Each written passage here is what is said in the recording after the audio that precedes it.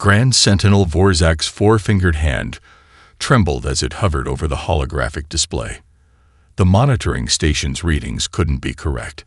Energy signatures from Sol 3, officially designated as pre-industrial capability in the Confederation database just 2 centuries ago, now pulsed with power outputs that rivaled some of the Confederation's oldest worlds. Run diagnostic sequence Alpha 9, Vorzak commanded, voice steady despite the growing knot of dread in their primary stomach. Diagnostic complete. All systems functioning within optimal parameters. The station's AI responded with infuriating calm. Vorzak's skin shifted from its normal azure to a mottled purple, the Accioni physiological response to extreme stress. 200 years. How could any species advance from combustion engines to quantum field manipulation in just 200 years? The evolution charts predicted at least another millennium before the primitive bipeds of Sol 3 should have even achieved reliable space travel beyond their own moon. The silent monitoring station, hidden in the shadow of the system's gas giant, had been Vorzak's assignment for the past 8 cycles, a punishment posting after they'd questioned the Confederation's expansion policies. Now that punishment might become a career-ending disaster. Vorzak had personally designated this sector as low priority in their last 3 reports, recommending resource allocation elsewhere. Display temporal comparison of energy signatures. Last 200 cycles, Vorzak ordered, claws clicking against the console's surface. The holographic display morphed into a 3-dimensional graph. The line representing technological advancement remained relatively flat for the first 150 years, then curved sharply upward around 50 years ago. In the last decade, it had gone nearly vertical. Impossible, Vorzak whispered. Their second-in-command, Junior Sentinel Krill, approached with uncharacteristic hesitation. Grand Sentinel, we've detected something else. The humans are broadcasting. Show me. The main screen shifted to display a cacophony of electromagnetic emissions pouring from the blue planet. Most species discovered radio waves, experimented with them briefly, then abandoned them for more efficient quantum communications. These humans were flooding space with their signals, entertainment, data transfers, communications, with seemingly no concern for efficiency or security. They're making no attempt to conceal their presence, Krill observed. It's as if they want to be noticed. Or they don't know they should hide, Vorzak countered, though without conviction. The quiet moment of contemplation shattered as every alarm in the monitoring station simultaneously screamed to life. Red emergency lighting bathed the command center as the crew scrambled to their stations. What now? Vorzak demanded. Incoming transmission, the communications officer reported, confusion evident in their voice. Directed specifically at our station. It's coming from Sol 3. Vorzak felt their secondary hearts skip a beat. That's impossible. Our cloaking technology is impenetrable. No pre-Confederation species could possibly. The transmission is breaking through our firewalls. The officer interrupted, voice rising in pitch. It's specifically calibrated to our encryption protocols. Before Vorzak could respond, the main screen flickered.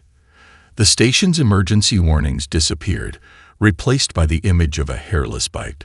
The human, female, according to their records, sat at what appeared to be a simple desk.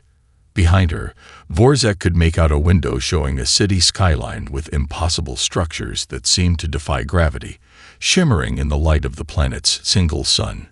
Greetings, Grand Sentinel Vorzak of the Accioni Confederation Monitoring Station DS9, the human said, her lips forming a slight curve that their xenobiologists had identified as a smile, a supposedly non-threatening facial expression.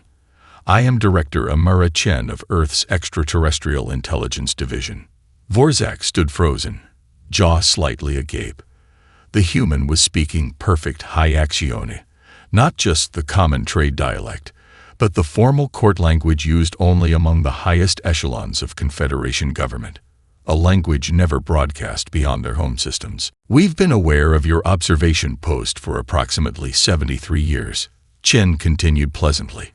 "We've found your anthropological studies of our development quite fascinating, though I must say, your models for predicting our technological advancement curves have proven rather inaccurate."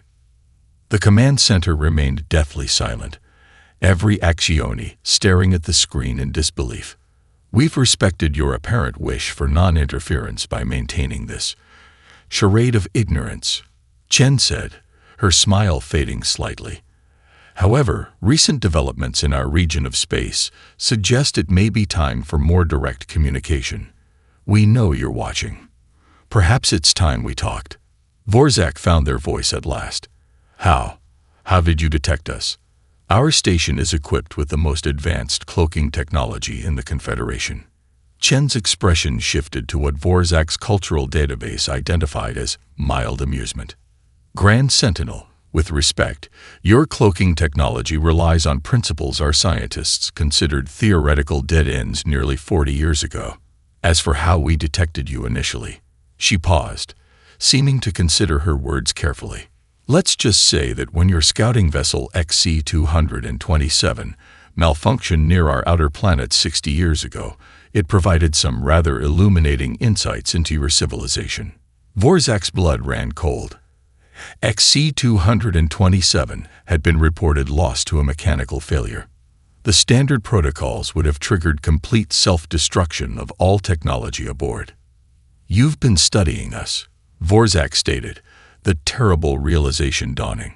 "Just as you've been studying us," Chen acknowledged with a slight nod. "Though perhaps with better data models." Her image began to fade. "The Confederation Council will be receiving our formal contact request within the hour. We look forward to establishing diplomatic relations." As the transmission ended and the emergency lights resumed their angry flashing, Vorzak stood motionless, a single thought repeating in their mind. They hadn't been the observers. They've been the observed. And now, the galaxy would never be the same. Admiral Krizak stood on the command deck of the Confederation flagship Indomitable Virtue, his posture rigid and ceremonial as the massive warship emerged from hyperspace at the edge of the Sol system. Around him, officers worked with practiced efficiency, bringing systems online after the dimensional transition. Outside the panoramic viewports, space rippled as the rest of the fleet materialized. 5 dreadnoughts, 12 cruisers, and a host of support vessels. An impressive show of force for a diplomatic mission. "Status report," Krizak demanded, his voice carrying the distinctive metallic resonance of the warrior caste. "All vessels report successful transition, Admiral," the tactical officer responded. "Formation is holding." Krizak nodded, his scaled crest rising slightly in satisfaction. The Confederation Council had debated for 12 cycles after receiving the humans' transmission before deciding on this approach, an overwhelming display of technological superiority to ensure the upstart species understood their place in the galactic hierarchy from the beginning. "Long-range scans of the target planet," he ordered. The main holographic display flickered to life, showing the blue-green world third from its star. The sensor officer's claws danced over the controls, enhancing the image. Krizak studied the display with growing confusion. "Where are their orbital defenses?" "Their satellites," he asked. "I want detailed scans of all artificial structures." The sensor officer worked frantically, their secondary eyelids blinking rapidly in concentration. "Admiral, I'm not detecting any significant orbital infrastructure. There appear to be a few primitive communication satellites and a small inhabited station, but nothing indicative of advanced technology." Krizak's crest flattened against his skull. "Impossible. Recheck your equipment. All systems functioning normally, Admiral." The bridge fell silent as Krizak considered the possibilities. Either the intelligence on human technological capabilities had been grossly exaggerated, or "It's a trap," Commander Lirath said quietly from beside him, giving voice to his unspoken concern. Krizak turned to his second-in-command, careful to keep his expression neutral for the sake of the bridge crew. "Explain." "The transmission to the monitoring station, the formal contact request. It could be an elaborate ruse to draw a Confederation fleet here, Lireth suggested. Or they could be employing some form of cloaking technology. Cloaking technology capable of hiding an entire civilization's orbital infrastructure. Krizak scoffed. No species possesses such capability. No known species, Lireth corrected gently. Krizak considered this for a moment, then made his decision. Advance at combat readiness. Shields at maximum. All weapons systems on standby. The fleet moved forward in perfect formation, approaching the third planet with practiced precision. As they crossed the orbital path of the small local moon, sensor operators reported no change in readings, still nothing beyond the primitive satellites they detected earlier. This makes no sense, Krizak muttered. The energy signatures detected from the monitoring station suggested technology at least equivalent to Confederation standard, if not beyond. Perhaps it was some form of naturally occurring phenomenon misinterpreted as technology, Lireth offered, though his tone suggested he didn't believe this explanation himself. As the fleet approached Earth orbit, a junior tactical officer suddenly stood from her station, eyes wide with alarm. Commander, I'm detecting a strange distortion around the hull of the ship, like a shimmer in visual spectrum. Before Lireth could respond, the senior tactical officer shouted, "Energy surge. We're passing through some kind of field." "Evasive action," Krizak ordered. "Too late," the tactical officer responded, voice tight with tension. "We're all ready." The words died in their throat as the view screen suddenly changed. Where moments before there had been empty space around their fleet, now thousands of orbital platforms surrounded them in a three-dimensional grid formation. The platforms, sleek and clearly designed with aesthetics as well as function in mind, seemed to have appeared from nowhere. "Impossible," Krizak breathed. "Sensor cloaking field," Lireth whispered. "We didn't see them because they didn't want us to see them." "Weapons systems," Krizak shouted. "Target the nearest." "Admiral," the communications officer interrupted. "We're being hailed on all frequencies simultaneously." Before Krizak could respond, every screen on the bridge flickered to show the face of a dark-skinned human male wearing what appeared to be a simple, unadorned uniform. "Confederation fleet," the human said in flawless standard Galactic. "This is Admiral Marcus Washington of Earth Defense Force. Your vessels have entered Earth-controlled space, with weapons systems active and targeting capabilities engaged.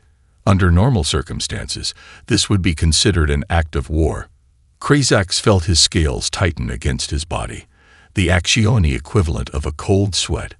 How had they detected the targeting systems when they weren't actively firing? However, Washington continued, "As this is our first formal meeting, we'll attribute this to cultural misunderstanding rather than hostile intent." The view screen split to show a tactical display of the Confederation fleet surrounded by the orbital platforms. What was most disturbing wasn't their number, though there were thousands, but their design. Krizak had enough military experience to recognize that these weren't primarily offensive weapons. They were designed for precision disabling rather than destruction.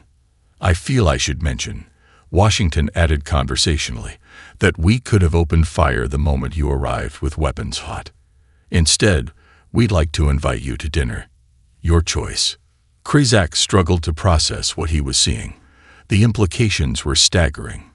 This species had not only detected their approach despite the fleet's stealth systems, but had completely concealed their entire defense grid until the Confederation ships were surrounded. Moreover, they'd done so using technology that by all rights shouldn't exist.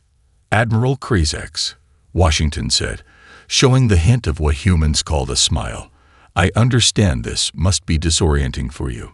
Your intelligence suggested we were significantly less advanced than we actually are. You expected to find a primitive species you could intimidate into joining your confederation on unfavorable terms. Instead, you've found equals, or perhaps something else entirely." Lireth stepped forward. "How do you know our intentions, or our commander's name?" Washington's expression remained pleasant. "We've had 70 years to study your language, culture, and typical first contact protocols after recovering your scout ship. As for knowing Admiral Krezak specifically, he glanced down briefly as if checking something. The quantum frequency emissions from your neural implants are quite distinctive. Our systems identified you the moment your ship emerged from hyperspace. The bridge fell silent. The implications were clear. These humans had not only matched Confederation technology, but had surpassed it in ways that should have been impossible. Krezak made the only decision he could. Lower shields. Power down weapons systems. He straightened his uniform, attempting to salvage what dignity remained. We would be honored to accept your dinner invitation. Washington nodded, seeming genuinely pleased. Excellent. Coordinates for landing are being transmitted to your navigation system. Oh, and Admiral, consider this a courtesy heads-up. Our gravity manipulation systems might feel a bit unusual to your crew during descent. It's perfectly safe. Just prepare for some disorientation. As the transmission ended, Krezak turned to Lireth, lowering his voice. Contact the Council immediately. Tell them. He paused, struggling to find the right words to convey the magnitude of what they'd encountered. Tell them we've severely miscalculated. The Confederation diplomatic shuttle descended through Earth's atmosphere, its massive bulk making the journey with surprising grace thanks to the human gravity manipulation systems. Inside, First Emissary Trasnik of the Diplomatic Corps sat rigidly, surrounded by military advisors, xenobiologists, and cultural experts, all of whom had fallen silent as the metropolis below came into view. By the first egg, whispered Science Officer Vrel, her scales shifting to a pale yellow of astonishment. Those structures shouldn't be possible. Through the viewports, skyscrapers of impossible design stretched toward the clouds, many appearing to defy conventional physics with cantilevered sections that extended far beyond structural limits. Some buildings seemed partially transparent. Others reflected light in ways that suggested exotic materials. Most striking were the structures that appeared to float entirely free of the ground, connected only by shimmering bridges of light. Prepare yourselves, Trasnik said quietly. Our primary objective remains gathering intelligence on their true capabilities. Remember your cultural briefings. Humans consider aggressive staring impolite. They communicate partially through facial expressions, and they place unusual value on individual autonomy. The shuttle banked sharply, following the guidance of Earth's traffic control, and headed toward a platform that seemed to be floating on nothing. No visible supports, no anti-gravity emitters, simply a flat landing pad hovering amidst clouds. That's impossible, muttered Chief Engineer Gorax. Cloud matter cannot possibly support. His observation was cut short as the shuttle settled onto the platform with only the slightest vibration. The landing pad felt completely solid beneath them. The main hatch cycled open, admitting Earth's atmosphere, carefully analyzed and confirmed safe for Axioni physiology. Standing at the top of the ramp, Trasnik took a deep breath, straightened his ceremonial robes, and led the delegation forward. A small greeting party awaited them, led by a dark-skinned human female with close-cropped hair and a simple white uniform bearing insignia that the Confederation analysts hadn't yet decoded. First Emissary Trasnik, she said, extending her hand in what their briefings identified as a traditional human greeting gesture. I am Dr. Maya Okafor, Earth's chief liaison for extraterrestrial relations. Welcome to New Lagos. Trasnik carefully extended his three-fingered hand, completing the ritual handshake with as much grace as his different physiology allowed. On behalf of the Galactic Confederation, I thank you for this welcome, Dr. Okafor. His eyes drifted to the platform beneath them, unable to contain his curiosity. Your landing facility is most unusual. Dr. Okafor smiled. Just a little demonstration of how we approach the concept of foundations. The platform is supported by a controlled quantum field that interfaces with localized cloud matter, creating a semi-solid state that adapts to pressure differentials. She gestured toward a sleek vehicle hovering nearby. Shall we begin your tour? We've prepared what we hope is an informative introduction to Earth culture and technology. The delegation followed, Chief Engineer Gorax whispering frantically into his data recorder about the quantum field properties he was observing. The vehicle, a transport with transparent walls that somehow maintained a perfect temperature despite the external weather, moved silently through the city. Our first stop, Dr. Okafor announced as the transport slowed near a verdant park, is what we call an educational recreation space. The delegation disembarked, following their guide into the park where young humans played among trees and artificial structures. What caught the Axioni observers' attention, however, weren't the children themselves but what they were doing. Manipulating small, colorful quantum fields with simple hand gestures, creating temporary constructs that ranged from practical to whimsical. Your younglings can manipulate quantum fields? Science Officer Vrel asked, unable to hide her shock. Of course, Dr. Okafor replied casually. Basic field manipulation is taught from approximately age 4. It's considered an essential developmental skill, like learning to write or basic mathematics. Trasnik exchanged glances with his military advisor. Confederation scientists had theorized such direct interface with quantum fields, but had never achieved it. The military implications alone were staggering. The tour continued to a research facility where transparent walls revealed scientists working on projects that defied easy classification. In one chamber, researchers manipulated what appeared to be the fabric of space-time itself, creating localized bubbles of altered physical laws. Here we're exploring 11th-dimensional mathematics, Dr. Okafor explained as they observed. We've mapped 11 distinct dimensions so far, though we suspect there may be 14 in total. 11 dimensions. Vrel repeated, her voice faint. The Confederation has confirmed the existence of 7. Yes, we've reviewed your scientific literature. Dr. Okafor nodded.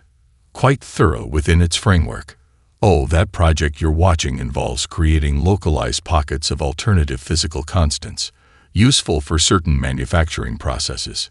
The tour proceeded to a historical museum, where the delegation viewed a timeline of human technological development. The progression was nothing short of alarming, from primitive combustion engines to quantum field manipulation in just 3 centuries, with the most dramatic advances occurring in the past 70 years. During a moment of privacy, while other delegation members examined exhibits, Science Officer Vrel approached Dr. Okafor directly. Your species' advancement curve is unprecedented, she said carefully. No known evolutionary model can account for such rapid development. Dr. Okafor's expression changed subtly, the perpetual smile fading slightly. Necessity, she answered. We detected your first scout ships 100 years ago. We realized we weren't alone, and we weren't ready. So we accelerated.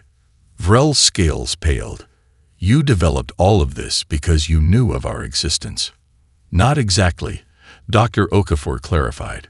We were already advancing rapidly. The discovery of extraterrestrial observation simply provided additional motivation. Your scout ship XC-227 was particularly educational. Reverse engineering its technology gave us several shortcuts. The implication hung in the air. Humanity's explosive development had been partially fueled by studying Confederation technology. While other species might have cowered at discovering they were being watched by an advanced civilization, humans had used it as an opportunity to learn, adapt, and surpass.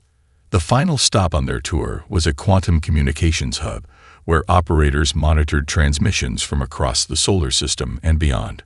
What caught Trasnik's attention wasn't the advanced technology, though that was impressive enough, but a large map displaying thousands of points of light extending far beyond Earth's solar system. What is this display representing? He asked, though he feared he already knew the answer. Our monitoring network, Dr. Okafor replied matter-of-factly. We maintain quantum entanglement observers throughout this sector of the galaxy, purely for defensive purposes, of course. Trasnik stared at the map in stunned silence. Some of those observer points were deep within Confederation space, in systems thought to be completely secure. I believe you have a similar network, though somewhat less extensive, Dr. Okafor added. We've been careful not to interfere with your observation posts. As the tour concluded and the delegation prepared to return to their ship, First Emissary Trasnik found himself struggling with the implications of everything they'd witnessed. These humans hadn't just matched Confederation technology. They'd surpassed it in virtually every field, and had done so while under observation, using the Confederation's own tools as starting points. One final question, Dr. Okafor, Trasnik said as they boarded their shuttle. Why reveal yourselves now? If you've known about us for so long, why not continue your development in secret? Dr. Okafor's smile returned, but there was something different in it now, something that sent a chill through Trasnik's primary spine. Recent movements of certain Confederation military assets suggested a more formal introduction had become necessary, she said. Besides, First Emissary, there comes a point where concealment serves no further purpose. We believe that time has come. As the shuttle lifted off from the impossible platform, Trasnik gazed out at the human city below, a single thought dominating his mind. The Confederation wasn't dealing with just another species seeking admission to the galactic community. They were facing something entirely unprecedented, a civilization that had used the Confederation's own surveillance against it, turning observers into the observed. And the most terrifying question remained unanswered. What else were these humans hiding? Cultural attaché Zinvex adjusted their perception filters as they stepped into the crowded human entertainment venue. 3 standard cycles had passed since first contact, and while senior diplomats negotiated formal relations aboard the orbital diplomatic station, cultural exchange teams had been dispatched throughout Earth to gather intelligence on this perplexing species. The establishment, called a coffee shop according to Zinvex's translator, hummed with conversation and activity. Humans of various phenotypes sat in clusters, some engaged in animated discussion, others working in solitude on personal computing devices. The air carried the rich aroma of roasted beans and sweeteners that Zinvex's olfactory analysis suggested contained mild psychoactive compounds, caffeine primarily, legal and apparently crucial to human society. Attaché Zinvex. I'm Professor Eliza Kimethi. A tall human approached, extending her hand in greeting. Thank you for agreeing to this informal meeting. The pleasure is mine, Professor, Zinvex replied, carefully performing the handshake ritual their cultural briefing had emphasized. I find these direct exchanges far more illuminating than formal diplomatic sessions. Once seated with beverages, a non-caffeinated tea variant deemed safe for Axioni physiology, Professor Kimethi, an expert in comparative tonoanthropology, leaned forward with evident curiosity. I hope you don't mind my directness, but I'm curious about your preliminary observations of human culture. What aspects have you found most surprising? Zinvex considered carefully. Your contradictions, they finally answered. Most evolved species develop clear specializations: cultural, biological, psychological. The Moradin prioritize collective harmony above all. The Trezak value individual achievement exclusively. The Volturi perfect empirical logic, while the Hestrian embrace emotional experience. The Attaché gestured around the coffee shop. Yet humans simultaneously value competition and cooperation, individualism and community, logic and emotion. You appear to be specialized in, not specializing. Professor Kimethi smiled. An astute observation. We call it cognitive flexibility. The ability to hold seemingly contradictory values simultaneously and apply them contextually. It creates unpredictability, Zinvex noted. Makes your species difficult to categorize or anticipate. A survival advantage, perhaps, Kimethi suggested, though one we weren't consciously cultivating. Their conversation was interrupted by a small human approaching their table, a child of approximately 8 standard years, according to Zinvex's briefing on human development stages. Are you really an alien? The child asked, eyes wide with curiosity rather than fear. May. A woman hurried over. I'm so sorry for the interruption. No apology necessary, Zinvex assured her, then addressed the child directly. Yes, I am from a planet called Axion Prime, approximately 43 light-years from your solar system. Instead of retreating, the child's curiosity only intensified. What would your people do if your sun exploded tomorrow? May. Her mother exclaimed again. That's not an appropriate question. Actually, Professor Kimathi interjected. It's quite an interesting one. She looked at Zinvex expectantly. The cultural attache found themselves momentarily disoriented by the question. Such a scenario is too catastrophic to contemplate meaningfully.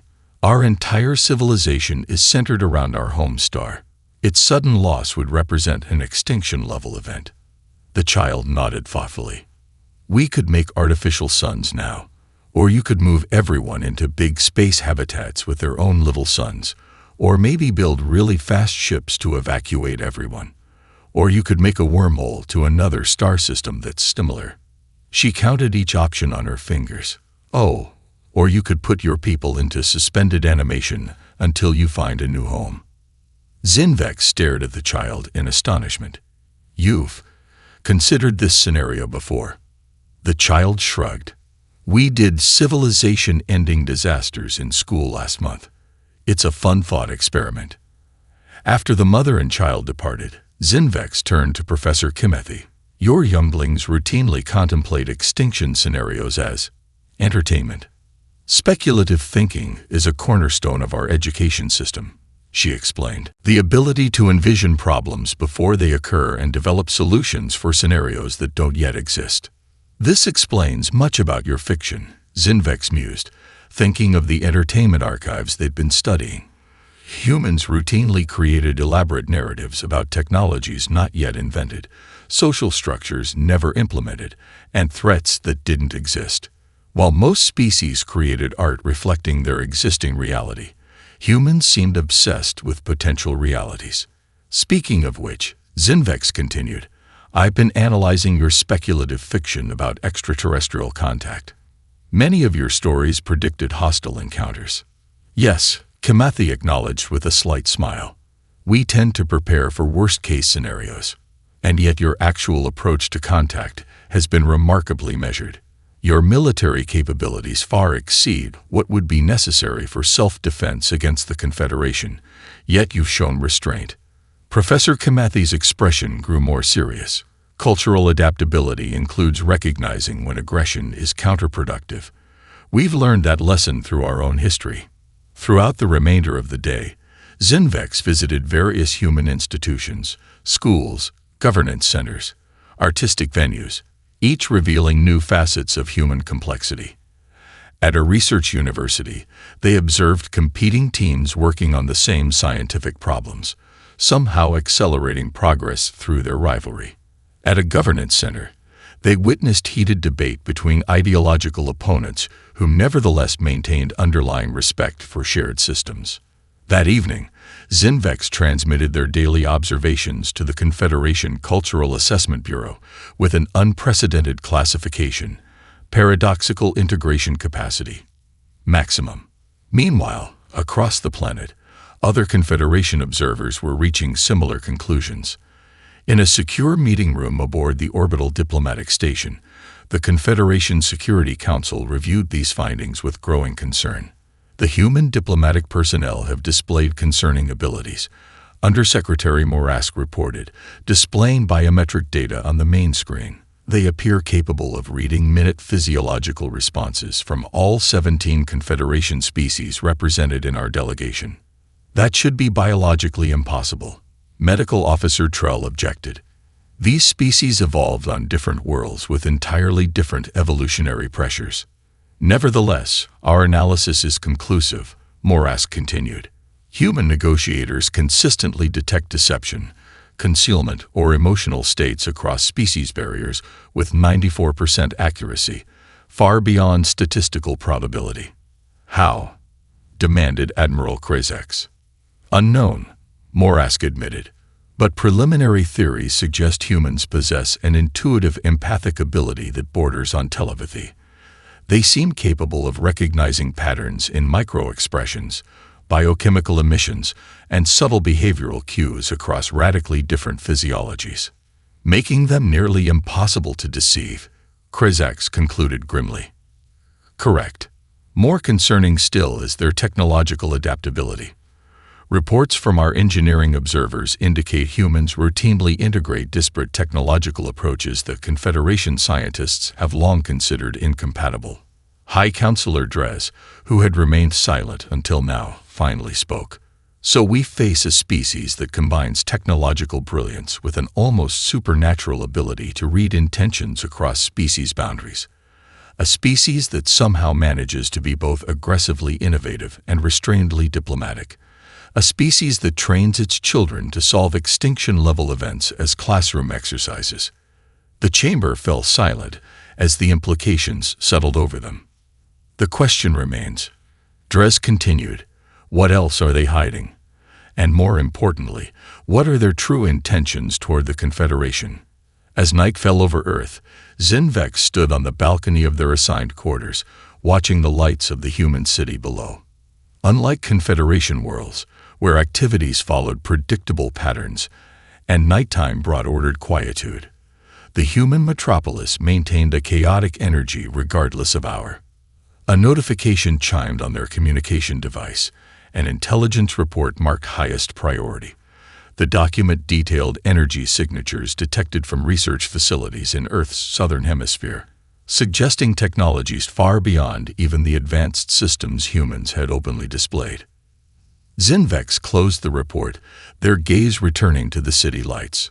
The humans had shown them impressive technology, but intuition suggested they were seeing only a carefully curated demonstration. If humans had achieved such advancement in just 7 decades since discovering the Confederation's existence, what might they accomplish in another century?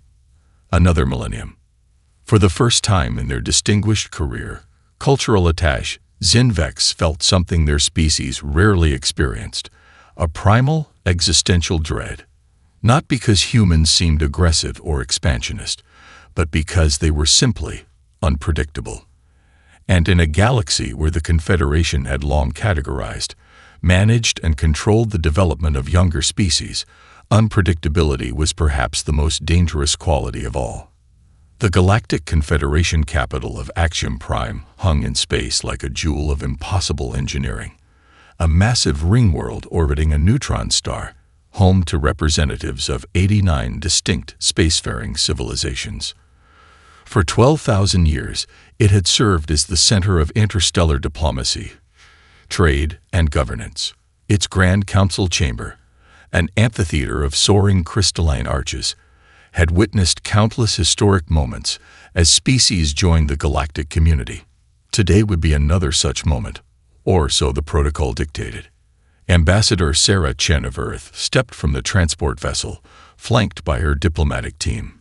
She was of average height for a human, unremarkable in appearance, save for the quiet confidence that seemed to radiate from her like a physical force. Her simple blue uniform bore only a single insignia, Earth's new interstellar emblem, a geometric representation of humanity's place in the cosmos. High Counselor Drez of the Axioni, current head of the Confederation's ruling body, awaited her at the entrance to the Grand Chamber. Behind him stood representatives from dozens of member species, their curiosity barely concealed beneath diplomatic formality. Ambassador Chen, Drez intoned, performing the ritual greeting gesture of his species. Axiom Prime welcomes Earth's delegation to the Grand Council. May your journey herald the beginning of mutual prosperity. Chen returned the gesture with perfect form, a detail not lost on the assembled dignitaries. High Counselor, Earth thanks you for this welcome. We come seeking understanding and cooperation in this vast universe we share. The formalities complete, they proceeded into the chamber where thousands of representatives filled the tiered seating. The acoustics were deliberately designed to carry whispers from one end to the other, a reminder that in the Confederation, secrets seldom remained so for long. Today, those whispers focused on a single question.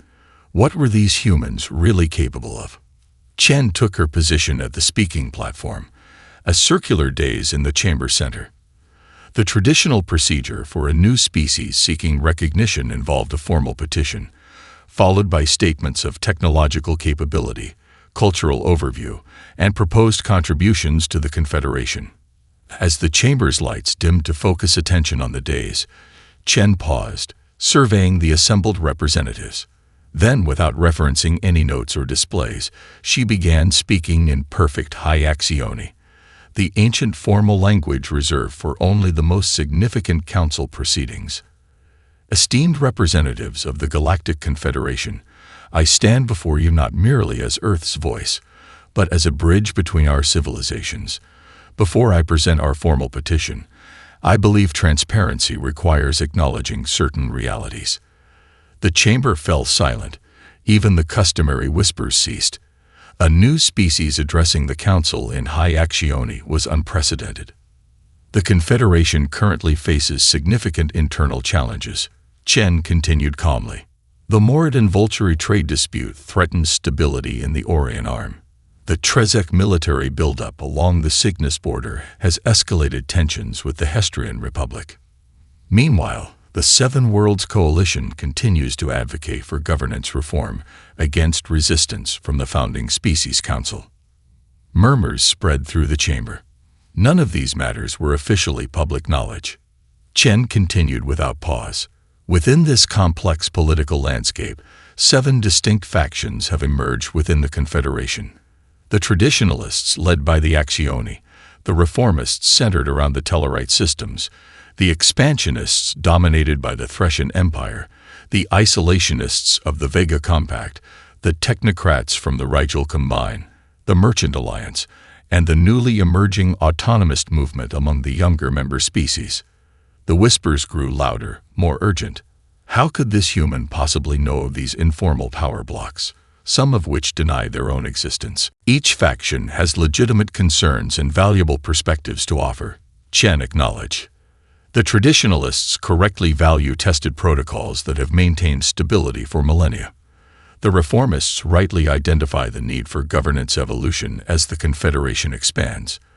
The expansionists understand the necessity of growth, while the isolationists remind us that not all expansion is beneficial. High Counselor Drez stepped forward.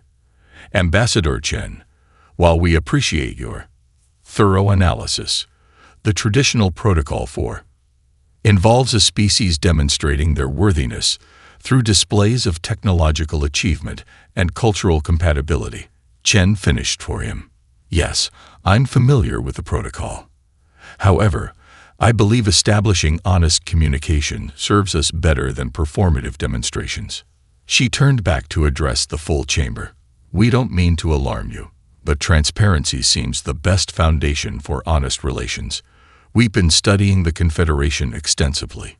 Your probe XC-227, which you lost near our outer planet 60 years ago. We recovered it, reverse engineered it. It was our first hint of your existence. The chamber erupted in shocked exclamations. XC-227 had contained classified Confederation technology. The loss had been designated a Level 1 security breach. This revelation disturbs you, Chen observed. That's understandable. Consider, though, how we felt discovering we were being observed by an advanced interstellar civilization. We had choices then: retreat in fear, react with hostility, or respond with curiosity and determination. We chose the latter. From her position in the diplomatic gallery, Zinvex watched the proceedings with growing unease. This human wasn't following any recognizable diplomatic playbook. She was systematically dismantling the Confederation's carefully constructed facades, revealing knowledge that should have been inaccessible to an outsider species. Most alarming was the implication that humans had used Confederation technology as a starting point for their own advancement, not merely catching up to the galactic standard but surpassing it in several areas. In the Council Chamber's upper tiers, several military commanders from various species discreetly activated emergency protocols on their neural implants. Contingency planning had already begun for dealing with this unprecedented situation. The humans had demonstrated capabilities beyond anticipation, knowledge that should have been impossible to obtain, and a directness that bordered on recklessness. As Chen concluded her address, offering Earth's formal petition for recognition along with proposals for technological exchange that made even the technocrats' representatives whisper in excitement. The undercurrent through the chamber wasn't the usual political calculation. It was fear. For the first time in living memory, the Confederation faced a species that had not followed the expected development path, had not responded to discovery with awe or deference, and now stood before them as neither supplicant nor conqueror, but as something far more unsettling, and equal they hadn't seen coming. As the session adjourned and representatives filed out, the whispers that had given the council its nickname grew to a crescendo of urgent discussion. In secure communication rooms throughout Axiom Prime, encrypted messages flashed to homeworlds across the galaxy, all carrying variations of the same warning. The humans know too much. Supreme Commander Draxus of the Confederation Security Forces paced the secure chamber, his taloned feet clicking against the polished stone floor. The circular room, buried deep within Axiom Prime's military sector, was shielded against all known forms of surveillance. Quantum barriers, psionic dampeners, and temporal isolation fields ensured absolute privacy. Or so he believed. Around the conference table sat the military leaders of 7 Confederation species, their expressions ranging from grim determination to barely concealed panic. The Humans Council presentation 2 cycles ago had shaken the power structure of the Confederation to its core. "The situation is intolerable," Draxus began, his voice a low growl.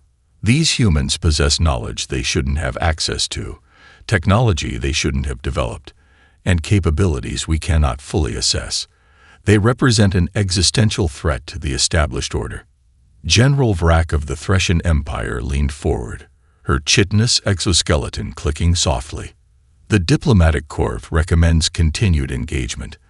They believe humans can be integrated into the Confederation power structure over time." "Fools," Draxus spat. "Did you review the technological assessment? Their quantum field manipulation, dimensional phase technology, and gravitational control systems exceed our own. Give them a century, less, and they'll dominate the Confederation completely." Admiral Morav of the Rigel Combine, his blue-tinged skin reflecting the room's lighting, spoke with measured calm. "Perhaps cooperation is the optimal approach. Their ambassador offered technological exchange protocols that could benefit."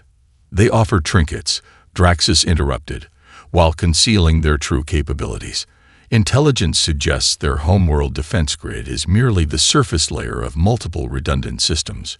We've detected energy signatures indicating installations throughout their solar system, some utilizing principles our scientists barely understand."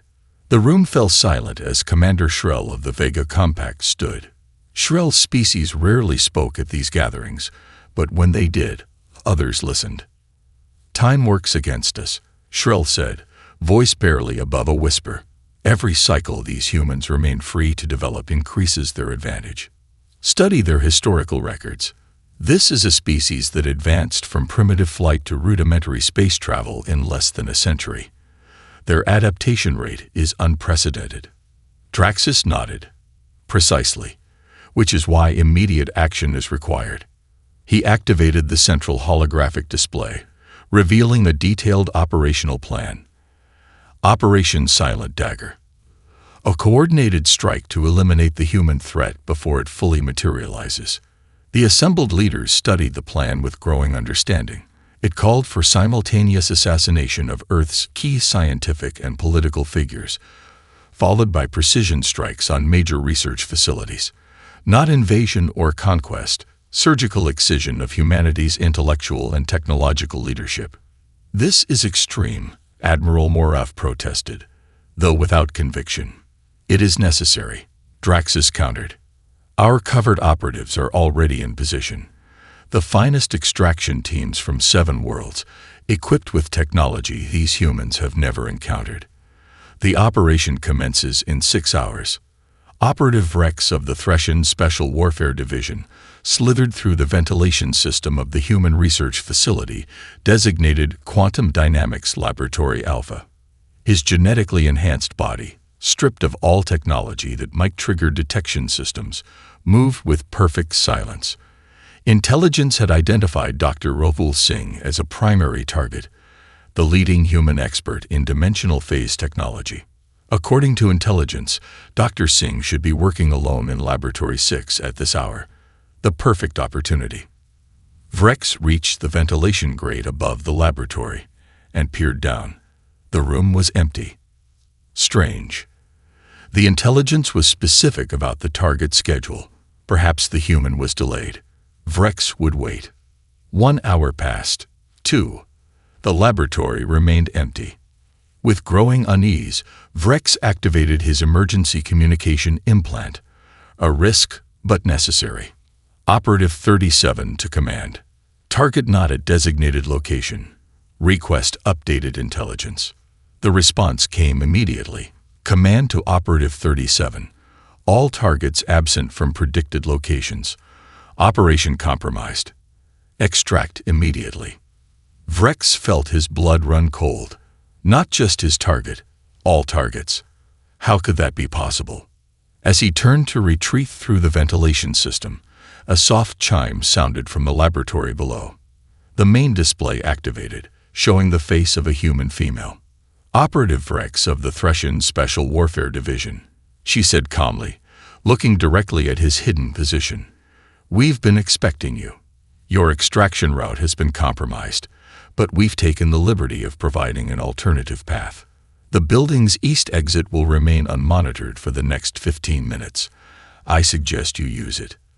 Vrex remained frozen in shock. How did they know his name? His species? His exact location? Oh, and please convey our regards to Supreme Commander Draxus.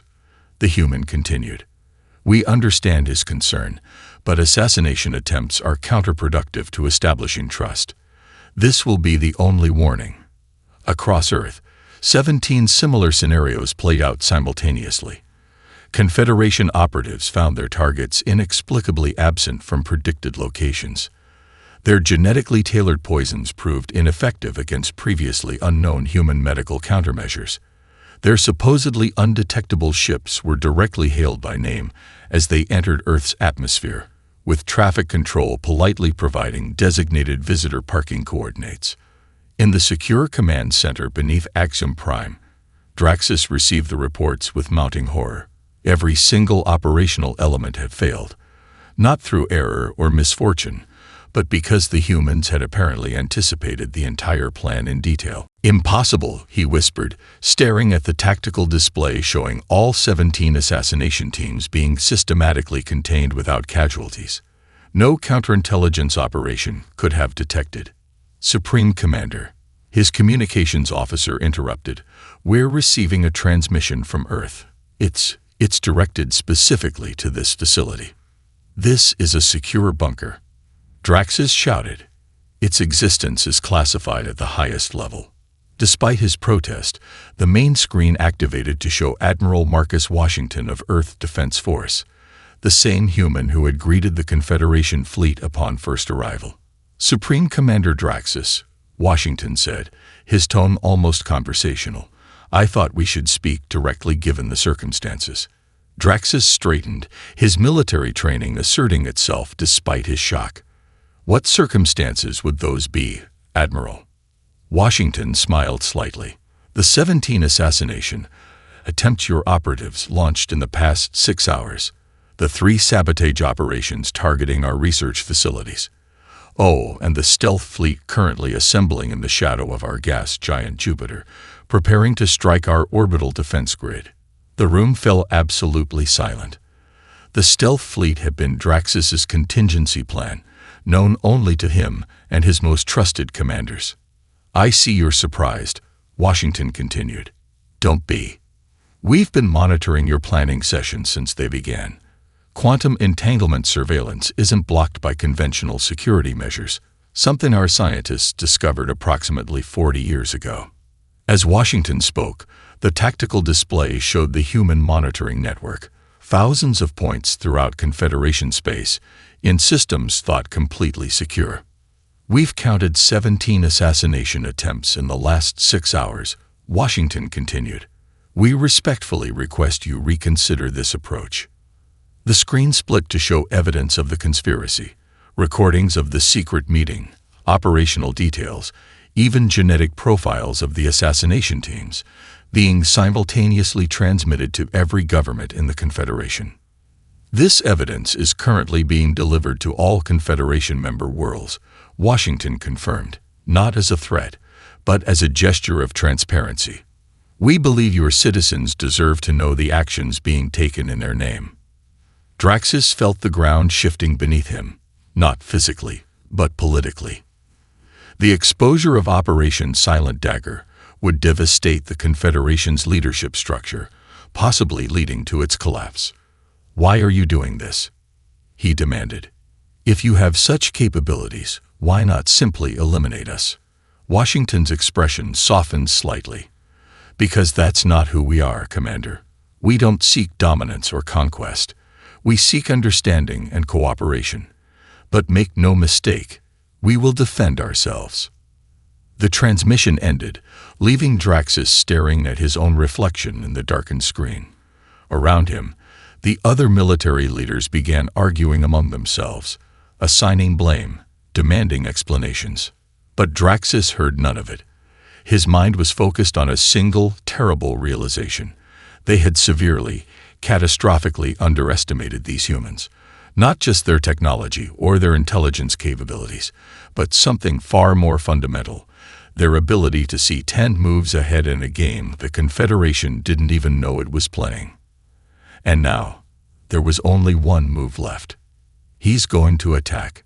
Admiral Quaimbose looked up from the holographic display showing Earth's orbital defense grid. The speaker, Dr. Eliza Kimathi, the same sinoanthropologist who had met with cultural attaché Zinvex weeks earlier, stood in the doorway of Earth Defense Force headquarters, her expression grave. Draxus? Osi asked, though he already knew the answer. Kimathi nodded, crossing the room to join the senior staff gathered around the tactical display. Psychological profile is conclusive. The public exposure of Operation Silent Dagger has backed him into a corner. His species doesn't process humiliation well. They're evolutionarily wired to escalate when challenged. The stealth fleet is still assembling in Jupiter's shadow, General Miyazaki noted, gesturing to the tactical display where human quantum sensors tracked the Confederation vessels despite their advanced cloaking technology. 6 dreadnoughts, 22 cruisers, and support vessels.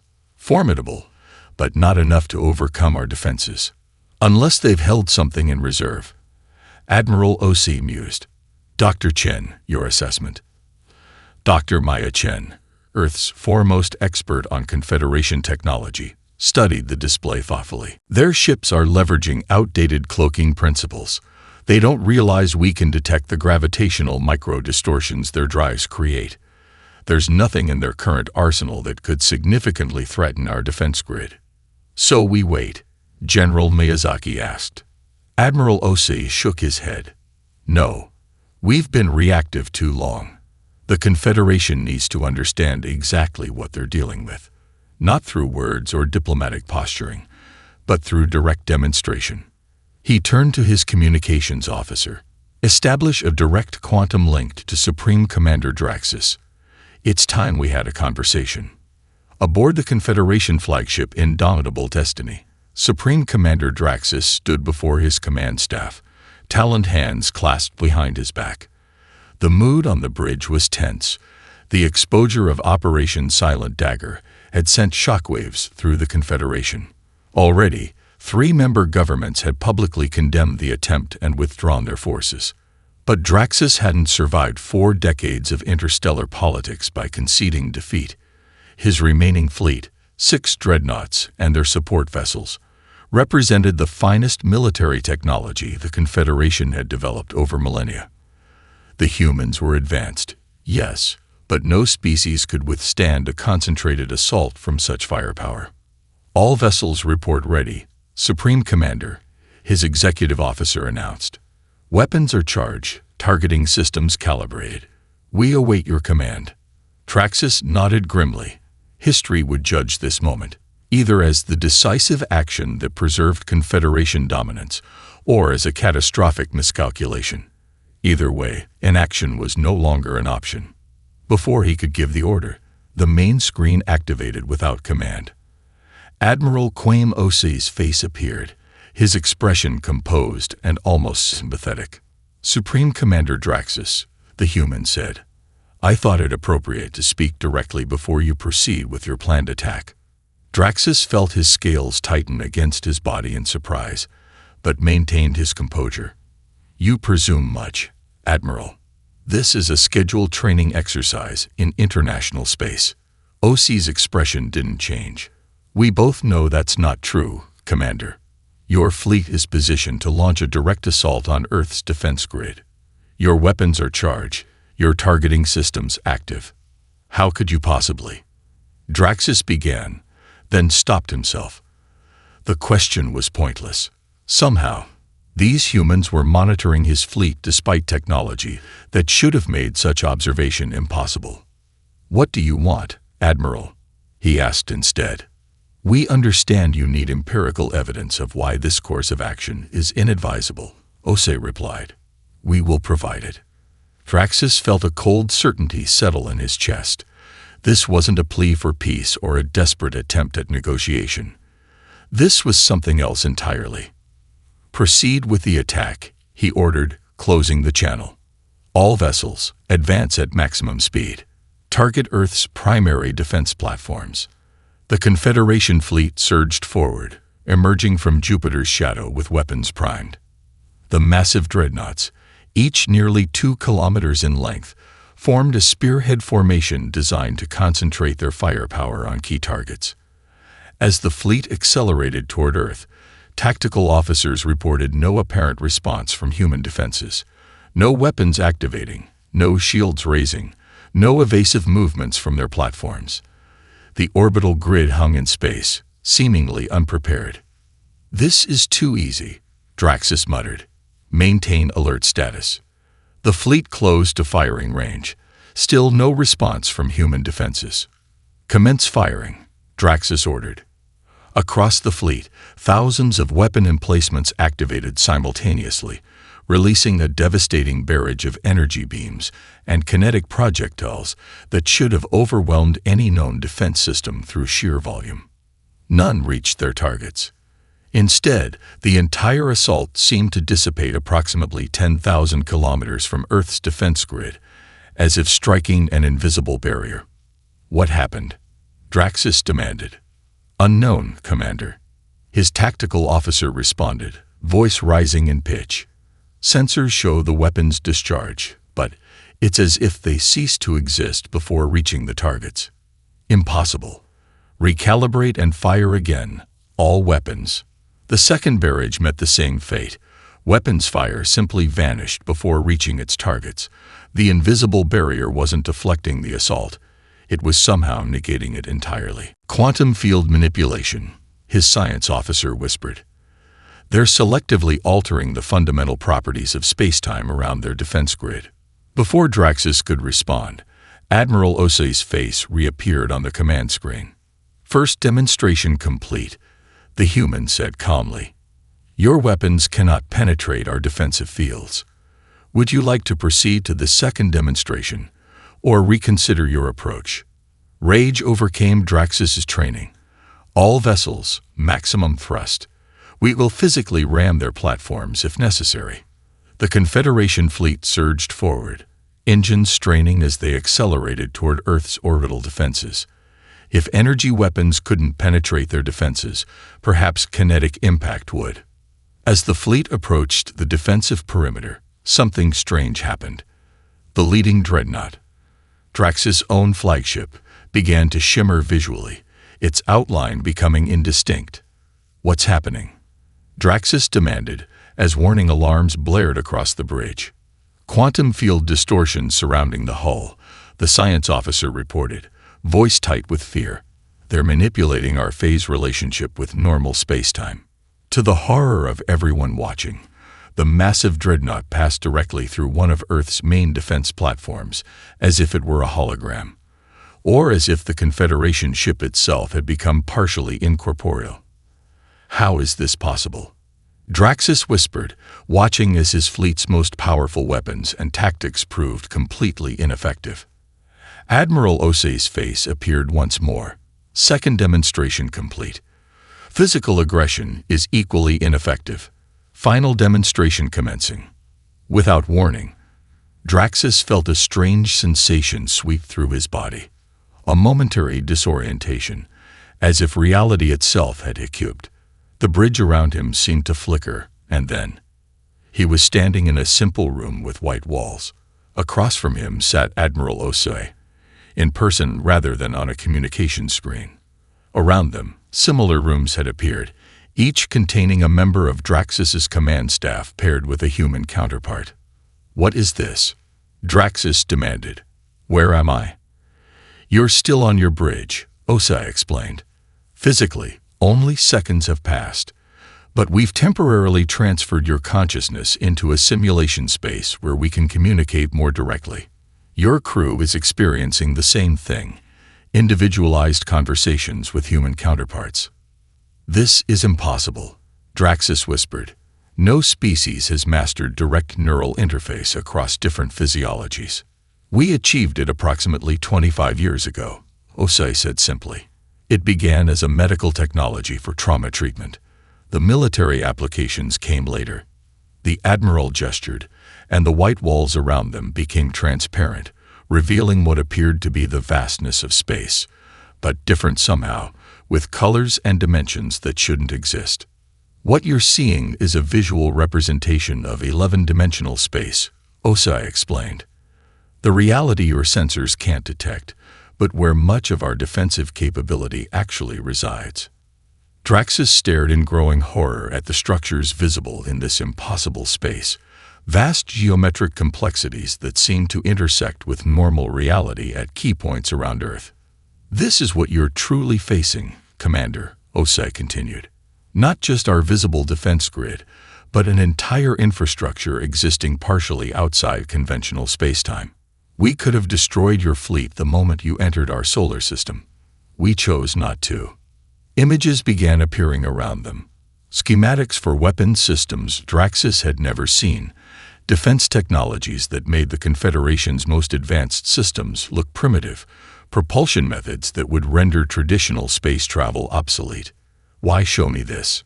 Draxus asked, his voice barely audible. "So you understand," Osei replied simply. "Not just intellectually, but viscerally. So you can convey to your leaders what cannot be adequately expressed in words or data." The room began to fade, reality reasserting itself. "One final thing, Commander," Osei said as the simulation dissolved. "This same presentation is being experienced by every crew member on every ship in your fleet. When you return, you'll find your personnel enlightened about their situation." Draxus blinked, finding himself back on his flagship's bridge. According to the chronometer, less than 5 seconds had passed, yet he felt as if he'd spent hours in conversation. Around him, his command staff wore expressions of shock and disbelief similar to his own. "Supreme Commander," his executive officer said, voice shaking, "We need to withdraw. Immediately." Draxus didn't argue. He had seen enough. More than enough. With a gesture that felt like surrender but was actually acceptance of an immutable reality, he opened a channel to the human admiral. "Admiral Osei," he said, "all pretense abandoned. The Confederation fleet withdraws. I surrender." Osei nodded, his expression neither triumphant nor condescending. "A wise decision, Commander. Safe journey home." As the Confederation fleet reversed course, a single thought dominated Draxus's mind. The galaxy had changed forever, not through conquest or catastrophe, but through the simple revelation that everything they had believed about their place in the cosmic hierarchy had been wrong. Across the Confederation, species who monitored the battle reached the same conclusion. Humanity could have dominated them at any time, but had exercised restraint beyond anything in Confederation history.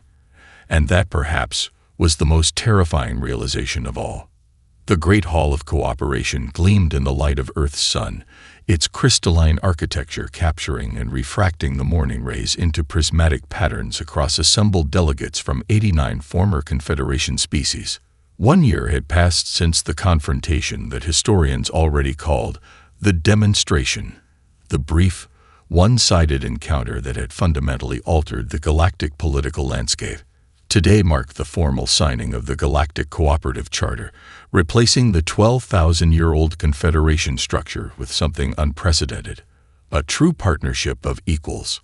Ambassador Sarah Chen stood at the center of the hall, her simple diplomatic uniform a stark contrast to the elaborate ceremonial garb of many delegates. Behind her, holographic displays showed similar ceremonies occurring simultaneously on dozens of worlds across the galaxy, their quantum-entangled connections allowing for real-time participation despite vast distances. Representatives of the galaxy's sentient species, Chen began, her voice carrying effortlessly through the vast chamber. Today we formalize not merely a political restructuring, but a new understanding of our collective future. From his position near the front of the assembly, Grand Sentinel Vorzak, now serving as liaison to Earth, watched with mixed emotions. The Accioni had lost significant political power in the transition from Confederation to Cooperative. Yet the benefits had been undeniable. In just 1 year, human medical technology shared through the Provisional Cooperative had extended Accioni lifespans by nearly 20%. Their environmental restoration systems had begun reversing centuries of industrial damage on over 40 worlds. Most significant was what humans hadn't done.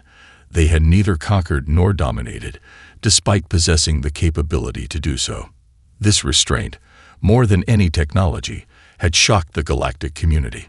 The charter before us today, Chen continued, establishes 3 core principles: technological cooperation without restriction, cultural exchange without hierarchical valuation, and mutual defense without hegemonic control. These principles reflect our shared belief that diversity, of biology, of thought, of approach, strengthens us all. Supreme Commander Draxus, diminished but not removed from his position, shifted uncomfortably in his ceremonial armor.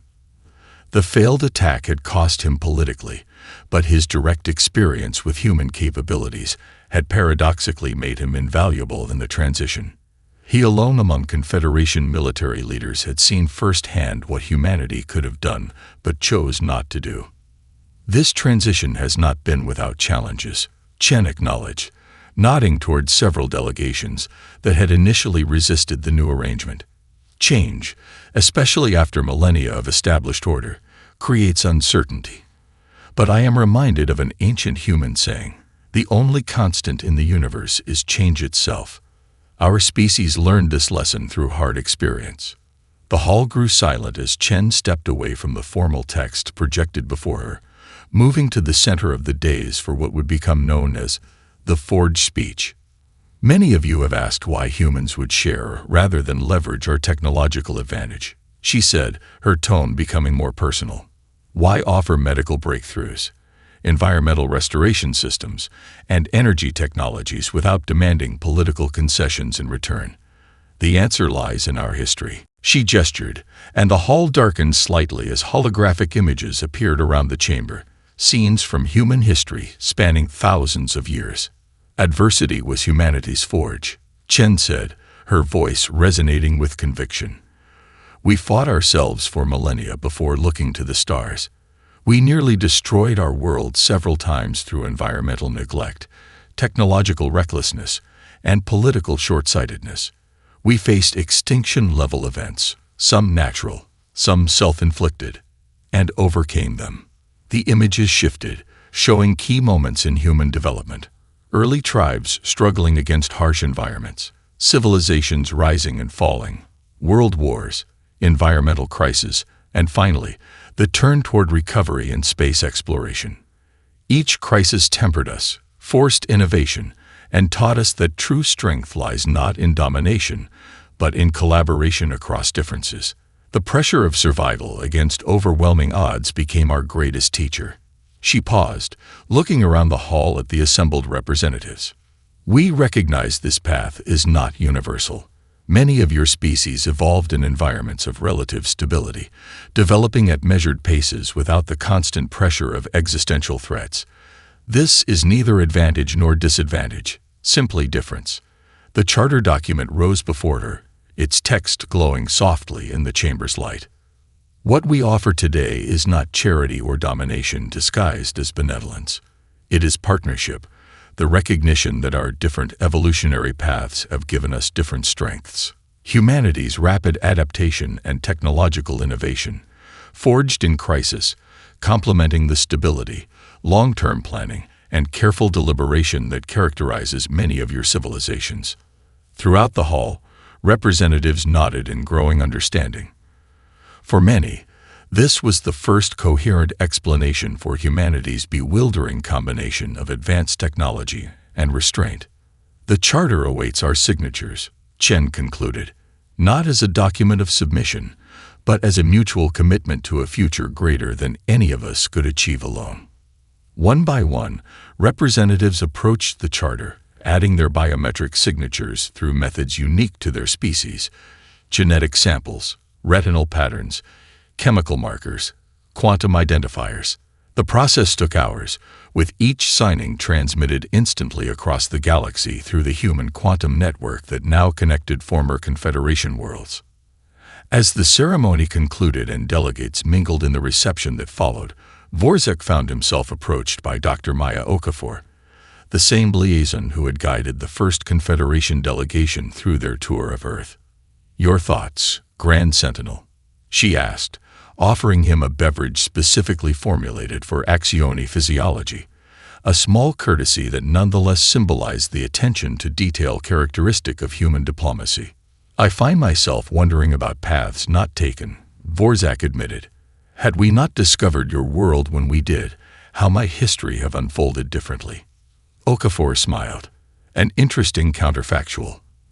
"Though I should clarify, you didn't discover us, Grand Sentinel. We discovered you."